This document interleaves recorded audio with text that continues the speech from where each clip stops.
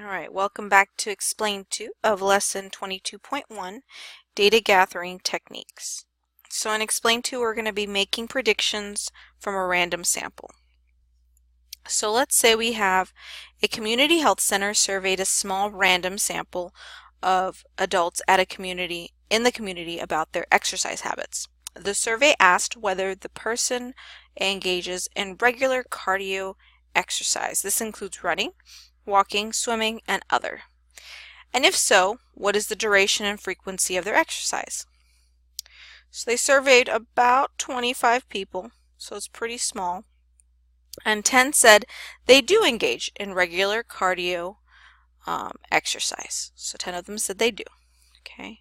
The table lists the data for those 10, calculate the statistics from the sample, and use the statistics to make predictions about the exercise habits of approximately 5,000 adults living in the community. Wow.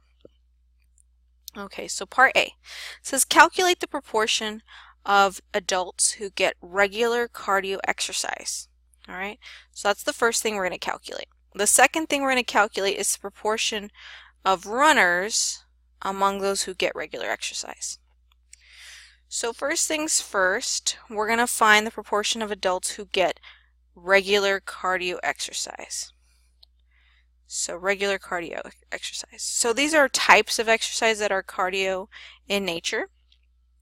And there's about 1, 2, 3, 4, 5, 6, 7, 8, 9, 10. Now I'm not sure what other is, but I'm sure it's something.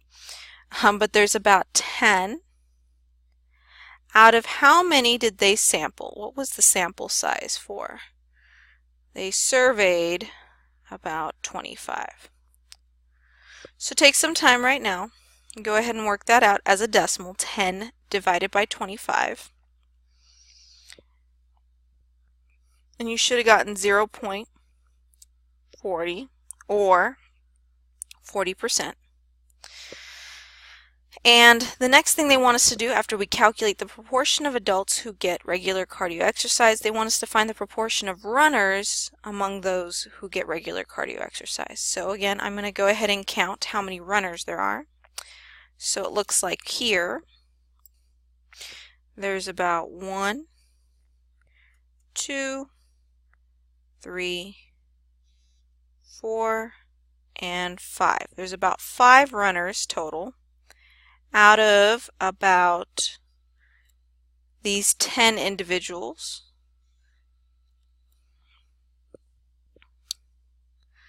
These 10 individuals who actually do cardio exercise, right? There's 1, 2, 3, 4, 5, 6, 7, 8, 9, 10.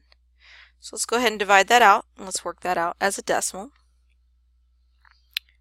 And that should be about 0.50 or 50%.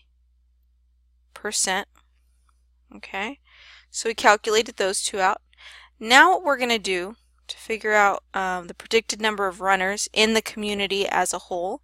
So in the entire community, there was about 5,000. That's a lot of people. 5,000 in the community. And we're going to try and say how many of them are, like it says, runners. So I'm going to take my decimal value that I got for cardio and my decimal value that I got for runners, and go ahead and take a second and calculate that out. What would that be?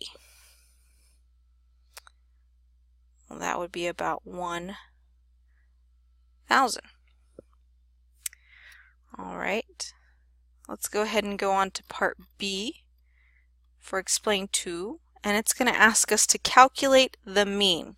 So there's a reason we went over that in the Engage activities, because we were going to calculate the mean at some point in this activity, and we wanted to make sure you knew how to do that. So we're going to calculate the mean of those who get regular cardio exercise, and then we're also going to find the mean frequency, the mean of the frequency of that exercise, of those who get cardio exercise. So the first thing I'm going to do is, yes, we're going to show our calculations. So let's go ahead and first figure out the mean duration of exercise, which is this column right here. So yes, we're going to take some time. I'm not going to do this on screen, but we're going to add up 30 and 20 and 40 and so on and so forth all the way to 120. And we're going to go ahead and divide by 1, 2, 3, 4, 5, 6, 7, 8, 9, 10. So go ahead and take some time and calculate that out. Pause. Yes, I'm going to give you the answer, but pause. Make sure you know how to do that. You can use your decimals calculator if you'd like. Work that out. You should have gotten about 48, which equivalates to 48 minutes is the mean for exercise.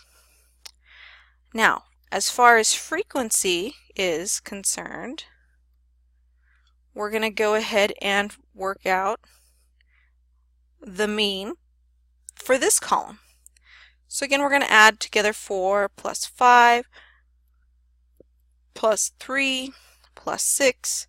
Not going to write all those out, but we're going to add up all those numbers up to the last number, which is 1. And there's a total of 1, 2, 3, 4, 5, 6, 7, 8, 9, 10 numbers we're going to divide by. So we're going to take some time right now and go ahead and calculate that out. And that would be about 3.7. Okay. And then it asks us to predict the number of hours spent exercising. We're going to multiply the mean duration. Okay, so what we found in the first one, we're going to multiply the mean duration, okay, in minutes for those who get regular exercise, by the mean frequency, which is this number here. All right, so that we can figure out the number of hours per week people would actually exercise. So that would be, as you can see here. And we're going to use this conversion because there's about 1 hour in 60 minutes. So we are going to convert that a little bit to get rid of the minutes part. So that's 48 minutes per week, about 3.7 times per week. Now let's go ahead and calculate this out. 48 times 3.1 times 1. You'll get an answer. And then make sure, once you multiply the top part, go ahead and divide by 60. So take some time, work that out right now. 48 times 3.7 times 1, get an answer, divide by 60. You should have gotten something about 3 hours per week. If you rounded or didn't round, it should be close. Okay? Just like it says here on your packet as well as on the screen, stop and do the problems in your packet for Explain 2 of 22.1. And we'll come back with the rest in a minute.